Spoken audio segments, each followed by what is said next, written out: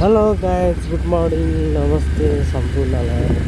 म चाहिँ अहिले सौदासेवा जिल्लाको मानेभन्ज्याङदेखि हाटबार जाँदैछु होइन। तपाईँहरूलाई चाहिँ मानेभन्ज्याङ र हाटबार कस्तो छ भनेर सबै देखाउनेछु है। कतै जानु होला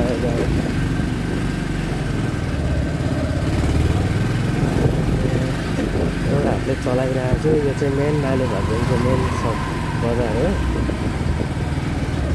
यो चाहिँ हेर्दा बरुङ यातायात कारण काउन्टर हो।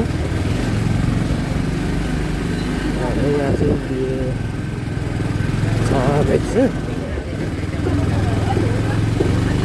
अहिले चाहिँ भने खासै बिहानै बजार लागेको छैन। एकदम घाम लागेको छैन, मान्छेले घाम ताप्दै बसिरहेको छ। अहिले चाहिँ म ठ्याक्कै मानेभन्ज्याङकै खोला डाँडातिर आइपुगेको छु।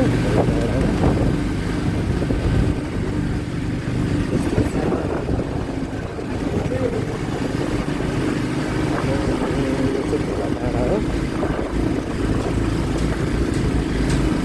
मानेभन्ज्याङ पनि सानो सानो बजार भएदेखि राम्रो छ, सफा छ है। यहाँ खादबारीमा जे सामान पाउँछ मानेभन्ज्याङमा पनि सबै सामान पाउँछ। त्यही भएर मानेभन्ज्याङ पनि एकदम बिजी भइराख्ने बजार हो।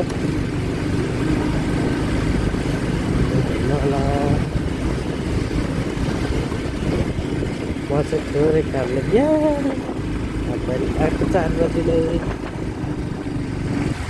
यो बाटो चाहिँ लहरे बर्तिपल साइडको बाटो हो। पुरानो बाटो। पहिला चाहिँ अब बल्ल अहिले चाहिँ हाइवे रोड बनेको छ। अब पहिला चाहिँ मेन बाटो चाहिँ यही नै हुन्थ्यो है। अनि चाहिँ यही लहरे बर्तिपल होइन, यसलाई पनि भन्छ। अनि जुन यहाँको लहरे बर्तिपल चाहिँ तपाईँको कतै खान्छ यहाँनिर चाहिँ थियो है दुईवटा लहरे बर्तिपल। तर यसलाई चाहिँ यो सडक बनाउने क्रममा चाहिँ यसलाई चाहिँ ढालेर फ्याँक्यो रहेछ। अहिले चाहिँ छैन, तर पनि यसलाई लहरे बर्तिपल नै भन्छन्।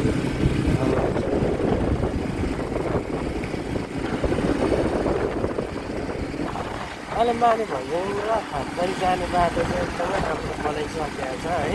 पहिला चाहिँ यहाँनिर मानेभन्ज्याङ खादबारी हुनको लागि नै कति टाइम, धेरै टाइम लाग्थ्यो भने अहिले चाहिँ लाग्दैन। जम्मै 5 मिनट पनि लाग्दैन हो। किनभने बाटो एकदमै राम्रो बनाएको छ नि त। पहिला यो बाटो गाडीहरू, ट्रकहरू कति फस्थ्यो। यो चाहिँ गुरुङ चोक हो है। यो गुरुङ चोकमा त झन् कति लाइनै हुन्छ गाडीहरू सबै फसेर। र अहिले चाहिँ एकदमै राम्रो बाटो बनाएको छ। यहाँ हेर्नु सक्नुहुन्छ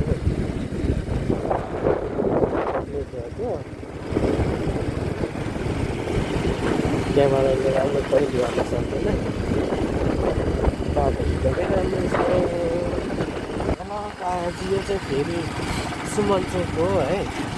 सुमन चोकको मेन चोक। यहाँनिर चाहिँ तपाईँको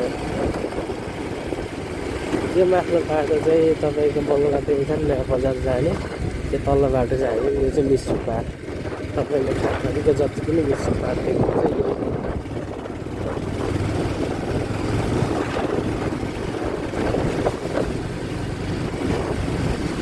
यो चाहिँ बङ्गलादेवी खान दर्शन गरे ढोकिया। ल यो चाहिँ नयाँ बजार सुरु भयो है। नयाँ बजार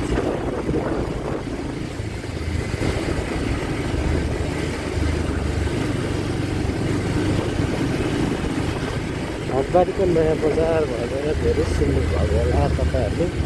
त्यो यस्तै छ। यहाँ पनि एउटा सानो सानो राम्रो व्यवस्थित बजार हो। यहाँनिर चाहिँ ठुल्ठुलो किराना पसल चाहिँ नयाँ बजारमा पाउँछ। धेरै सामान लोड गरेर आएको छ।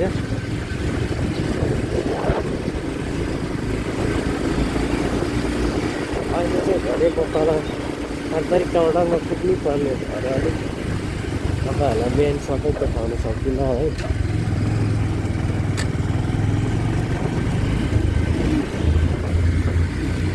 तपाईँहरूले देख्नु सक्नुहुन्छ यो चाहिँ नवीन डाँडाहरू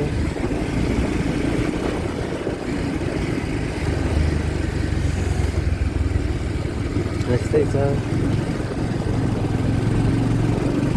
सौकासभा खासबारीतिर चाहिँ एकदमै घाम लागिरहेको छ अहिले चाहिँ। खासबारी मेन बजार चाहिँ माथिबाट हो है, माथिबाट जाने हो। म चाहिँ डाइरेक्ट तल काउन्टर जानु पर्ने काम परेकोले यो पुरानो सामान च्यातिरहेको छु। यो सामान चाहिँ उतरी पठाउनु पर्ने छ।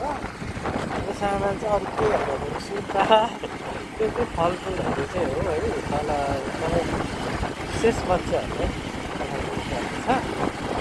त्यो भएर चाहिँ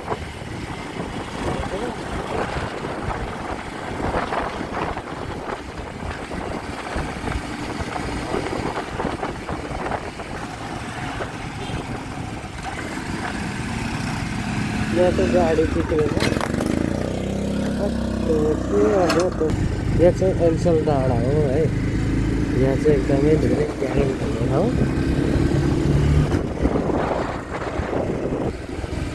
यो चाहिँ खासबारीको तल्लो बजार हो है। यहाँ पर देखेको चाहिँ आरती होटल हो। खासबारी चाहिँ यस्तै छ। खासबारी ठुलो बजार छ।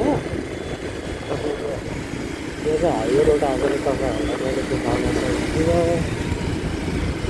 पुरा दिन देखाउनेछु।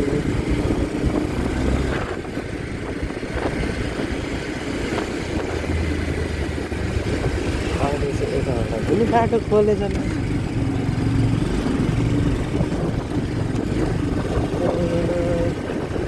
बाटो चाहिँ पल्लो हो। म चाहिँ पेट्रोल पम्पबाट छिरेको। यो चाहिँ आरती होटलै खासबारी। यहाँ आउँदाखेरि चाहिँ एकदम बस्नु होला। तर अलिक महँगो पनि छ, सेवा सुविधा पनि एकदमै राम्रो छ। यो चाहिँ नगरपालिका एरिया हो खासबारीको है, देख्न सक्नुहुन्छ।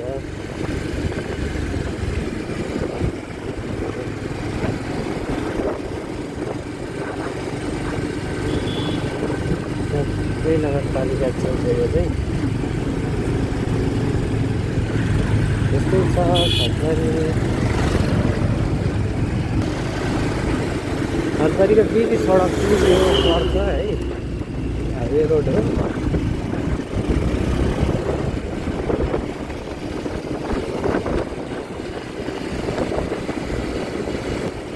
यसलाई चाहिँ भन्छ फुलपारी चोक है। त्यो फुलपारी चोक हो यो चाहिँ। तपाईँको मैले यहाँ फुलै फुल पाउँथेँ अरे, त्यो भएर यसलाई फुलपारी चोक राखेको अरे। म चाहिँ अहिले भने काउन्टर पुग्न लाग्यो। म चाहिँ भने यो चाहिँ माथिल्लो काउन्टर हो। यो माथि देखिरहेको चाहिँ टुडुकलको भित्ताहरू हो। यो चाहिँ माथिल्लो काउन्टर भन्छ यसलाई चाहिँ।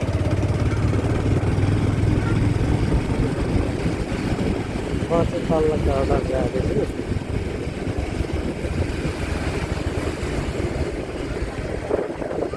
यो चाहिँ खासबारी पहिला चाहिँ यहाँ काउन्टर बसिएको थियो।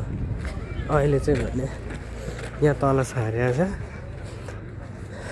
यो चाहिँ खासबारी काउन्टर एकदम सुन्दर ठाउँ छ। गाडीहरू एकदम यहाँबाट चाहिँ काठमाडौँ तपाईँको तराईको सबै जिल्लातिर जान्छन्। भोजपुर पनि जान्छ है। ल हेर्दै गर्नु होला। अहिलेको मेरो भिडियो चाहिँ यति नै हो।